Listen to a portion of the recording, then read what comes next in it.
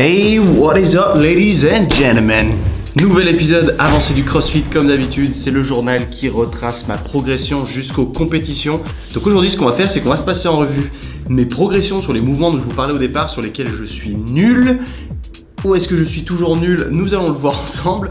Et d'ailleurs, c'est pas parce que je vais progresser, j'ai progressé du moins, mais si vous avez vous des conseils, parce que je vais vous montrer comment je fais maintenant ces mouvements-là, si vous pensez que vous êtes meilleur que ça et que du coup vous avez des conseils pertinents et constructifs à me donner, c'est avec grand plaisir que je les prends en bas dans les commentaires.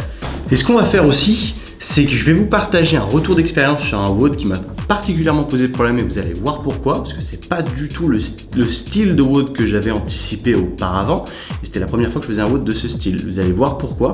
Malheureusement, j'ai pas de clip vidéo de ce WOD en question, mais le retour d'expérience parle de lui-même, vous allez voir. Et à la fin, un petit bonus, il y a un physique update après 2 mois de CrossFit. Une question qui revient souvent aussi, je vais y répondre tout de suite et à ma grande surprise, vous allez voir pourquoi, vous allez voir ce qui s'est passé. C'est assez bizarre. Est-ce que au CrossFit, alors c'est une question qui est revenue très souvent, mais cette vidéo, c'est pas une question-réponse, c'est simplement une question que je vais passer en revue comme ça parce que je la trouve très pertinente. C'est est-ce que vous pensez qu'au CrossFit, que le CrossFit est adapté pour prendre de la masse et est-ce que le CrossFit est rentable en termes d'hypertrophie? Est-ce que c'est rentable au niveau prise de masse? Est-ce qu'on peut prendre du muscle avec le CrossFit, etc., etc. Alors oui, mais ne faites pas que des Metcon. Donc ce qu'on appelle des Metcon, c'est les entraînements typés cardio. Donc c'est comme si un mec vous donnait un programme HIIT, H-I-I-T, vous savez, et qui basait son programme uniquement là-dessus et qui vous disait vous allez prendre du muscle avec ça. Ou même vous allez perdre du poids avec ça. Dans tous les cas, c'est de la connerie parce qu'on sait très bien que le cardio à trop haute fréquence, c'est pas hyper bon, c'est pour notre système nerveux. Et tout ce que je vous dirais, c'est qu'on voit souvent au CrossFit qu'on va souvent dans le rouge. Oui, c'est complètement vrai, mais il y a aussi d'autres types d'entraînements qui sont plus orientés force et plus renforcement. Donc ça, si on les met à côté de façon complémentaire, oui, c'est totalement possible de prendre de la masse musculaire avec ça. En l'occurrence, je me suis pesé hier matin. Bon, je sais pas si c'était de l'eau ou du gras ou autre.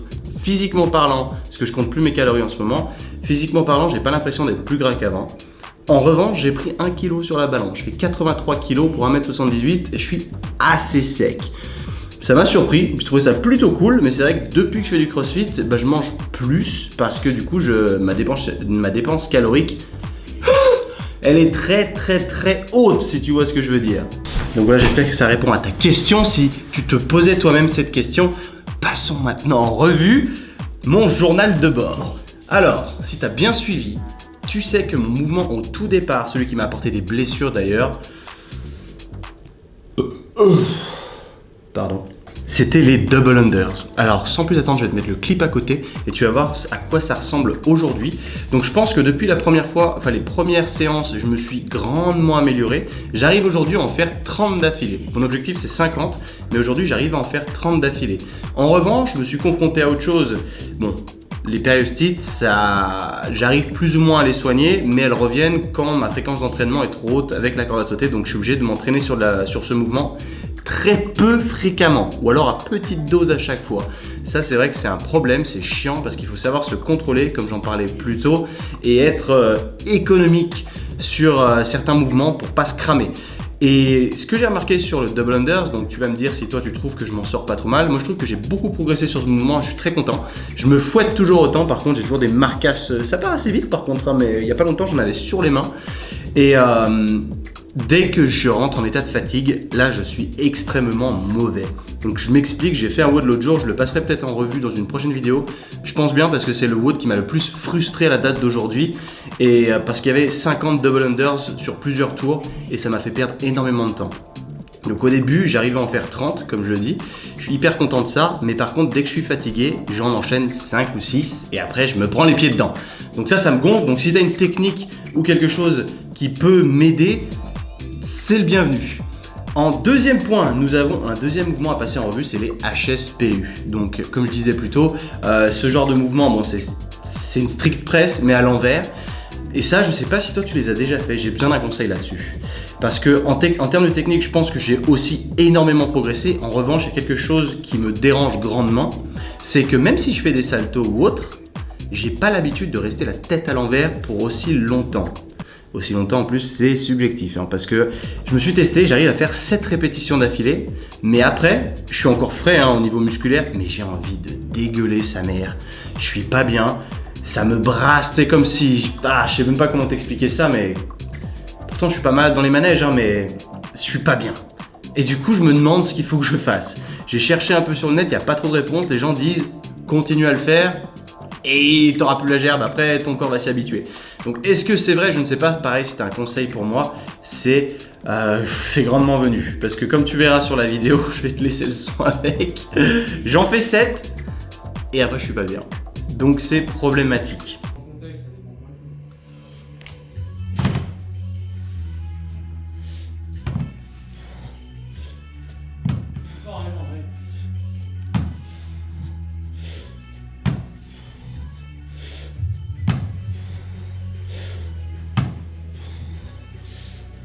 Oh putain, là ça commence à revenir à nausée. Voilà, c'était mon mouvement numéro 2.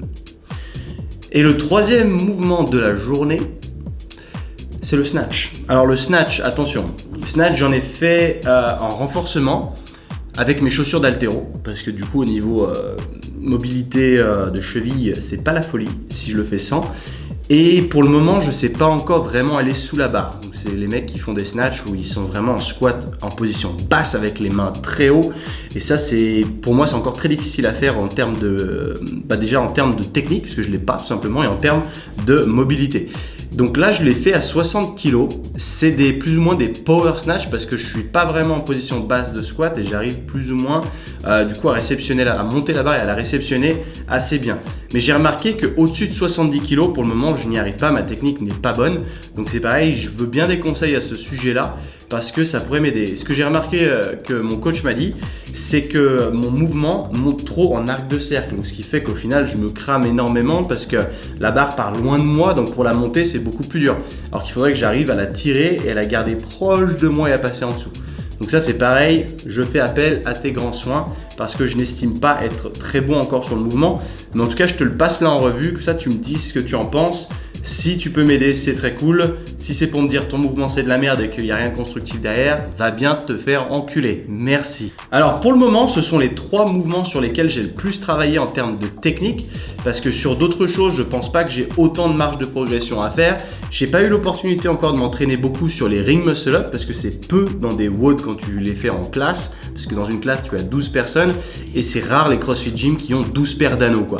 Donc là, il y en a en l'occurrence, je sais plus 2 ou 3. Donc puis déjà, peu de gens en vrai savent les faire parce qu'il y a vraiment réellement que les compétiteurs qui se servent de ce type d'équipement parce que monsieur tout le monde du coup ne fait pas spécialement de muscle up aux anneaux, si tu vois ce que je veux dire. Sur ce, moi je vous laisse là, le clip va prendre le relais. J'espère que vous avez apprécié la vidéo, un petit pouce bleu, des conseils s'il vous plaît dans les commentaires. Ce que vous voudriez que je passe en revue à propos du CrossFit, pourquoi pas. Je veux bien que vous le laissiez en commentaire d'ailleurs aussi, comme ça je peux m'y atteler de suite et voir ce qui vous aiderait le plus de votre côté. Voilà, merci encore d'avoir visionné, ça me fait très plaisir et peace out.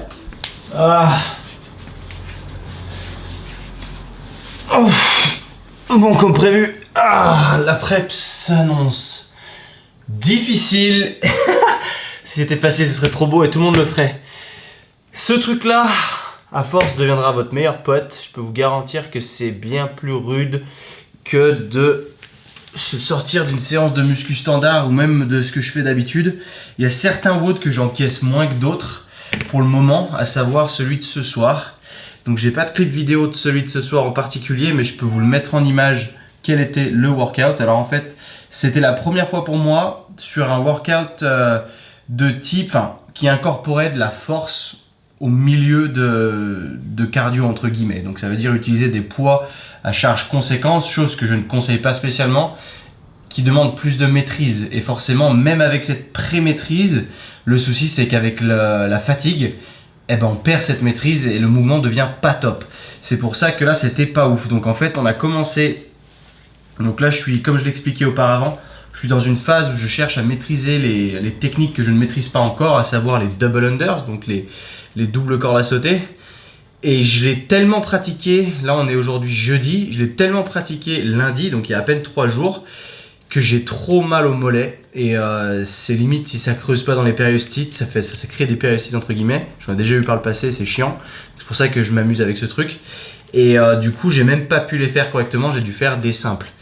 Et ensuite, après ça, il y avait des toast to bar et ensuite il y avait du deadlift. Et le deadlift était à charge compétition, c'était 100 kg. Et le format, ça s'appelle un ladder workout. Donc ladder, c'est dire échelle. D'ailleurs, faites pas l'erreur parce que je vois plein de Français qui essayent de dire ladder, sauf que ça se dit pas ladder. Ce A se prononce A, c'est ladder. Ok? Parce que dans le CrossFit, ils essayent tous de parler anglais à moitié sur des termes, mais c'est pas ladder, c'est ladder. Putain! Bref.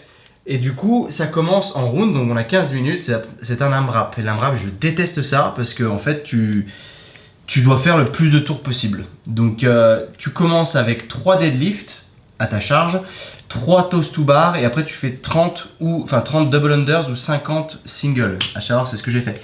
Donc au début ça va et après en fait vu que c'est une échelle, tu fais 3 reps de chaque. Le round d'après tu fais 6, le round d'après tu fais 9, le round d'après tu fais 12, 15, 18, 21. En 15 minutes, moi je suis arrivé au bout de ma série avec 18 reps. Et 18 reps sur le deadlift à 100, mon pote, c'est pas ouf, sachant que, donc, comme je disais, la maîtrise se perd avec la fatigue. Et la fatigue, c'est quelque chose que j'encaisse mal encore aujourd'hui parce que j'ai pas l'habitude tout simplement de faire ce genre d'entraînement. Et ça me forge, c'est plutôt pas mal. Après, il y a aussi le fait que, bon, je sais, je me cherche des excuses, mais il y a aussi le fait que j'ai fait un 1RM deadlift il y a 2 jours. Donc j'ai fait du nerveux typiquement et j'ai essayé 200 kg que j'ai raté d'ailleurs, donc j'ai fait 190 au milieu d'une séance en fait, comme ça c'était même pas prévu, j'avais juste envie de tester. Et au final, je sens que j'ai pas complètement récupéré et ça me flingue. Mais voilà, en tout cas, c'est mon feedback sur cette séance. Je vous ferai plus de clips, sur le reste à l'avenir, mais on est bien parti sur ce petit reportage documentaire. Ça me fait super plaisir de le faire, même pour moi, parce que comme ça je pourrais voir à quel point j'en chiais et à quel point je vais progresser. En tout cas, voilà, je m'amuse avec mon foam roller parce que je dois vraiment travailler sur le tendon d'Achille en l'occurrence. Moi, mon mollet est assez haut et je suis hyper courbaturé de cette zone là. Du coup, il s'appelle le solaire, je crois, ce muscle. Mais du coup, voilà. Donc ça aide pas spécialement. C'est que j'ai l'impression que ça me fait sécher en plus le CrossFit. Du fait que je faisais très peu de cardio. Et là, j'en incorpore pas mal et au final, putain, j'ai l'air plus massif entre guillemets, mais surtout plus dessiné entre guillemets. Voilà, un peu plus sec en vrai. Hein. C'est assez ouf. C'est vrai que tu vois ces mecs sur la compète quand je suis allé les voir. Oh, le niveau, ils sont tous monstrueux, tous secs. Et là, t'hallucines. Bon, après, je sais pas ce qu'ils prennent, mais il y en a sûrement qui prennent rien. Mais quand tu regardes quand même, quand tu vas dans une compétition de CrossFit comme ça, mais tu te rends compte en fait, dans ce milieu, ils sont tous baraques. Tu te demandes ce que ça fait réellement ce sport, mais ces mecs, c'est tous des machines, ils sont tous baraques et secs. Tu vois, une salle de muscu, c'est pas pareil, hein, mais tu vois aussi que l'effort est bien supérieur en vrai dans le CrossFit. C'est impressionnant la charge de travail qui se passe tout simplement. Et ces mecs, ils se mettent, mais ils poussent au-delà des limites. On est loin de s'imaginer réellement quand tu regardes de l'extérieur. Et quand tu vas toi à ta salle de muscu, tu pousses sur tes 2 machines, t'es pas fatigué, tu discutes avec Jean-Mich en même temps. Là tu peux pas le faire parce que là tu prends trop cher sinon. Voilà, donc c'est physique update en même temps. Je fais 81 kg. Ce qui m'a impressionné d'ailleurs, c'est que les mecs dans la catégorie élite, donc je fais 1m78, les mecs qui font ma taille, ils font en moyenne 5 à 6 kg de plus que moi quoi. Je sais pas où ils les mettent, mais c'est un truc de ouf. Voilà.